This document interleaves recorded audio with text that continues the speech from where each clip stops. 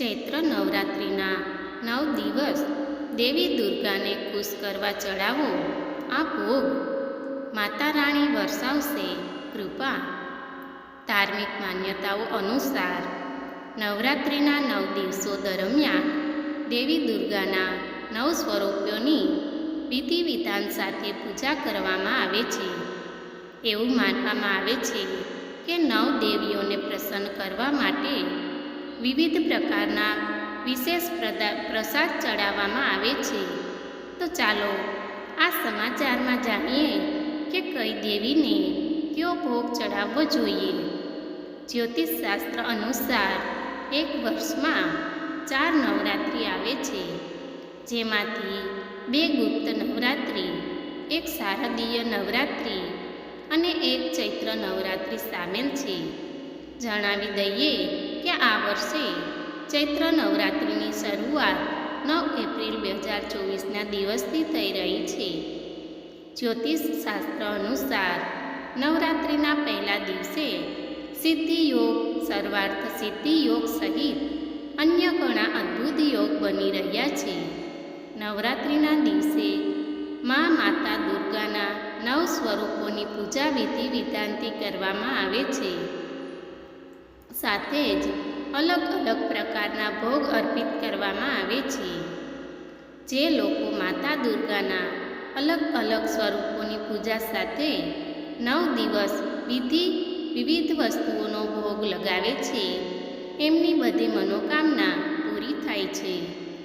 તો ચાલો આજે જાણીશું કે નવરાત્રિના 9 દિવસ માતા રાણીને પ્રસન્ન કરવા કઈ કઈ વસ્તુઓનો ભોગ લગાવવામાં આવે છે. પહેલો દિવસ ચૈત્ર નવરાત્રિની પ્રતિપદા તિથિ પર માતા શૈલપુત્રીની પૂજા કરવામાં આવે છે. એવું માનવામાં આવે છે કે ઘીમાંથી બનેલી મીઠાઈઓ દેવી શૈલપુત્રીને અર્પણ કરવી જોઈએ. બીજો દિવસ નવરાત્રિના બીજા દિવસે દેવી દુર્ગાના બીજા સ્વરૂપ બ્રહ્મચારિણીની માતાની પૂજા કરવામાં આવે છે. એવું માનવામાં આવે છે કે માતા બ્રહ્મચારિણીને પંચામૃત અર્પણ કરવું જોઈએ. ત્રીજો દિવસ ચૈત્ર નવરાત્રિના ત્રીજા દિવસે માતા ચંદ્રઘંટાનું પૂજન કરવામાં આવે છે. માતા ચંદ્રઘંટા દૂધમાંથી બનેલી મીઠાઈઓ ખૂબ જ પસંદ કરે છે, તેથી તેમને દૂધમાંથી બનેલી મીઠાઈઓ અર્પણ કરો. ચોથો દિવસ નવરાત્રિના ચોથા દિવસે દેવી દુર્ગાના ચોથા સ્વરૂપ માતા કુષ્માંડાની પૂજા કરવામાં આવે છે, તેમજ તેમને ખુશ કરવા માટે માલપુઆ ચડાવવામાં આવે છે. પાંચમો દિવસ પંચમી તિથિ સ્કંદ માતાની છે, જે માતા દુર્ગાનું 5મું સ્વરૂપ છે. એવું માનવામાં આવે છે કે સ્કંદ માતાના આશીર્વાદ મેળવવા માટે સાકર અથવા કેળા ચડાવવા જોઈએ. છઠ્ઠો દિવસ ચૈત્ર નવરાત્રિના છઠ્ઠા દિવસે દેવી કાત્યાયનીની પૂજા વિધિ વિધાનથી કરવામાં આવે છે.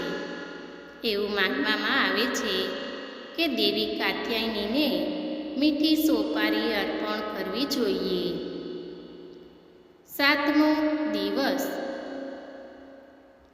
નવરાત્રિના 7મા દિવસે માતા કાલરાત્રિની પૂજા કરવામાં આવે છે અને તેમને ગોળથી બનેલી મીઠાઈઓ અર્પણ કરવી જોઈએ.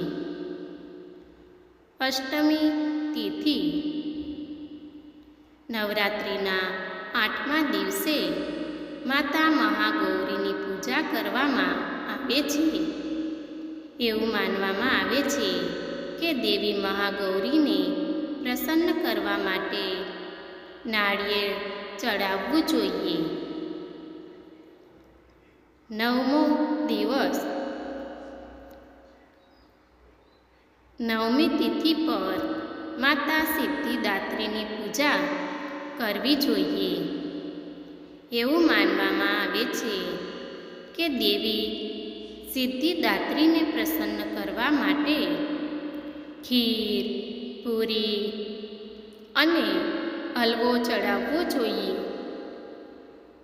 અમારો વિડીયો પસંદ આવે તો લાઈક, શેર, સબસ્ક્રાઈબ કરવાનું ભૂલશો નહીં. ધન્યવાદ મિત્રો.